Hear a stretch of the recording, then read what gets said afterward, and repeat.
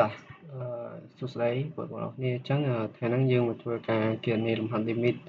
ទម្រង់ទៅកលមាត្រនិងទម្រង់ export ម្ដងតោះអញ្ចឹងបងមាន4លំហាត់ហាត់ A B C ដែលបងមកឃើញនៅក្នុង slide នេះហើយអញ្ចឹងបងនឹងបង្ហាញពីការគណនានៅលំហាត់ A មុនសិនតាអញ្ចឹងឬក៏បងប្អូនអាចធ្វើដំណើរគណនាលំហាត់នេះជាមួយបងទាំងអស់គ្នាដើម្បីផ្ទៀងផ្ទាត់ចម្លើយអស់គ្នាអញ្ចឹងឥឡូវយើងមើលទៅលើលំហាត់ចំណុច A របស់យើងគឺ A ស្មើ limit x 0សកុន x បូកឲ្យ sin x ដកឲ្យ1អញ្ចឹងយើងមើលទៅលើលំហាត់របស់យើងឃើញថាយើងមុនដំបូងដើម្បីដោះស្រាយលំហាត់គឺយើងត្រូវជួសមើលរៀងសិនអញ្ចឹងយើងឃើញថាចំណុច A limit របស់យើងគឺ A ស្មើ limit x 0នៃ សកុន x បូកឲ្យ sin x ដក1នៅលើ x អញ្ចឹងយើងចុះមើលសិនថា limit នេះមានរាងអ្វីអញ្ចឹងយើងយក0ទៅជួសនៅកន្លែង x អញ្ចឹងសកុន0ស្មើ1 sin 0ស្មើ0អញ្ចឹង1ដក1ស្មើ0អញ្ចឹងភាគបែករបស់យើងគឺ x ជួស0មកគឺ0អញ្ចឹងរាង0លើ0អញ្ចឹងlimit យើងរាង0លើ0អញ្ចឹងយើងធ្វើការដោះស្រាយតែម្ដងទៅអញ្ចឹងស្មើ limit ដដែលមកអញ្ចឹងយើងឃើញថាវាមានសកុន x បូកឲ្យ sin x ដក1អញ្ចឹងមកយើងងាកទៅមើលរូបមន្តរបស់យើងការយើងរៀនទៅលើមេរៀន limit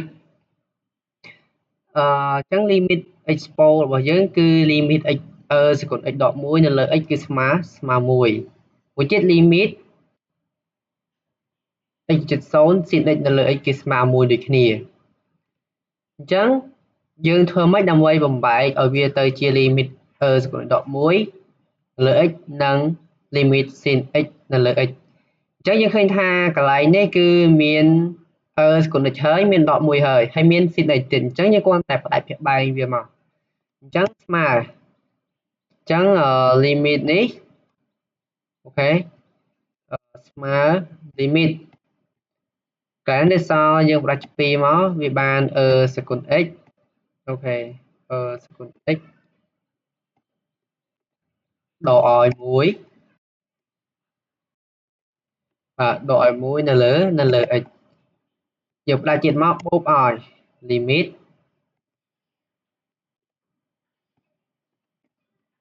x 0thì យើងបានផ្ដាច់ហើយវានៅសល់តែ sin x ទេនៅលើ x អញ្ចឹងយើងប៉ុណ្ណឹងយើងអាចគណនា limit យើងបានហើយវាចូលទៅលើរូបមន្តរបស់យើងអញ្ចឹងកន្លែងនេះស្មើអញ្ចឹង limit x 0 សកុន x ដក1នៅលើ x គឺស្មើ1បូកឲ្យប៉ុន្មានបូកឲ្យ1ដោយសារតែ limit sin x នៅលើ x limit x 0 sin x នៅលើ x គឺស្មើ1អញ្ចឹង1បូក1គឺស្មើ2អូខេអញ្ចឹងលំហាត់ចំណុច A យើងតែប៉ុណ្ណឹងឥឡូវយើងមើលទៅលើលំហាត់ចំណុច B ម្ដងស្មើអីគឺស្មើ limit x 0អញ្ចឹង x យើងគឺខិតជិតទៅរក0នៃប្រមាណនៃសកុន 2x យើងយកនេះដាក់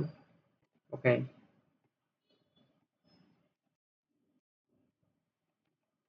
អញ្ចឹងសកុន 2x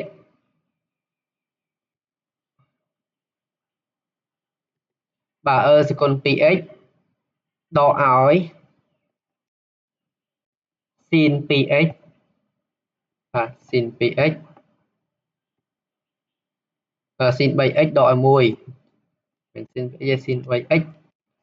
ដកឲ្យ1នៅលើប៉ុន្មាននៅលើ x អូខេអញ្ចឹងដើម្បីដោះស្រាយបានយើងមើលរាងសិនអញ្ចឹងដើម្បីយករាងបើសិនយើងគិតជិត0អញ្ចឹងយើងយក0ទៅជួសកន្លែង x មកអញ្ចឹង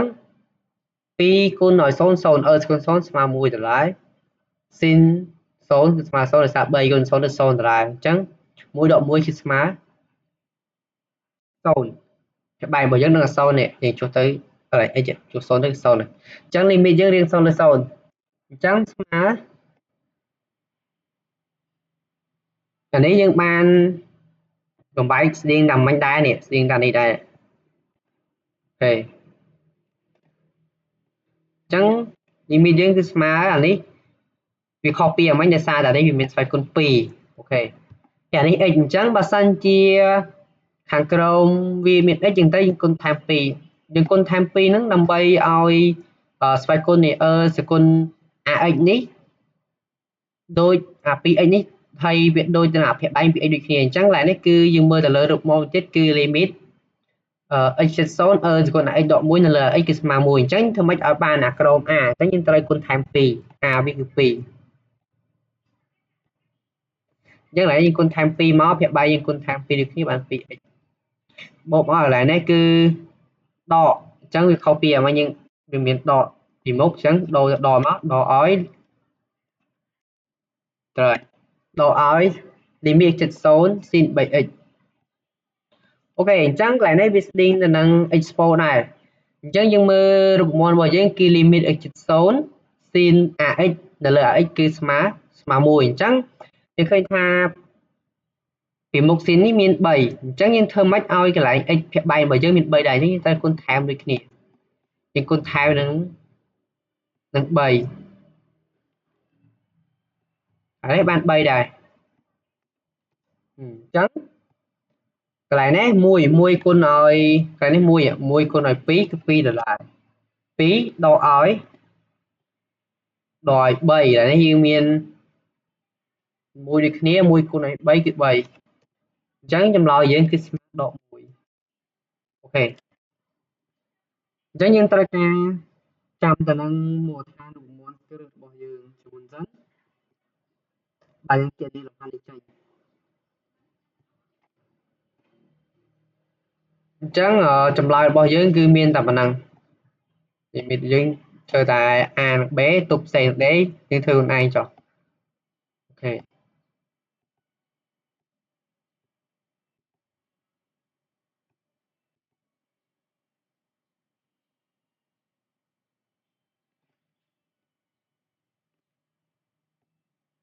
អញ្ចឹងខ្ញុំសរសេររូបមន្តឲ្យយើងទាំងអស់គ្នាដើម្បីស្រួលគណនាលំហាត់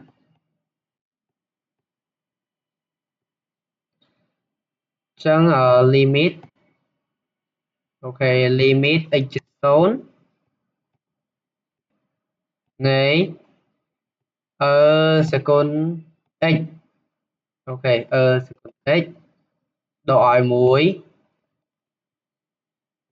បាទឲ្យ1នៅលើ x គឺស្មើ1ស្មើ1មួយ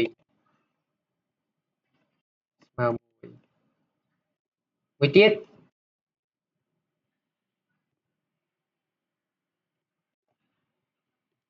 limit ជា0សគុណ ax នៅលើដក1លើ ax គឺស្មើ1ដូចគ្នាមួយទៀត limit តកតងទៅនឹង limit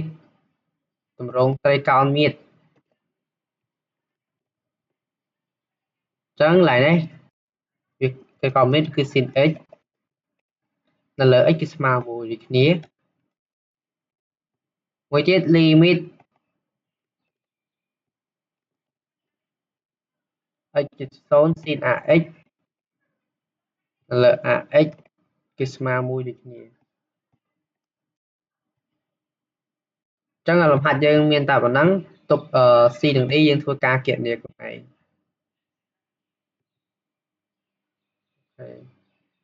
នេះរូបមន្តរបស់យើង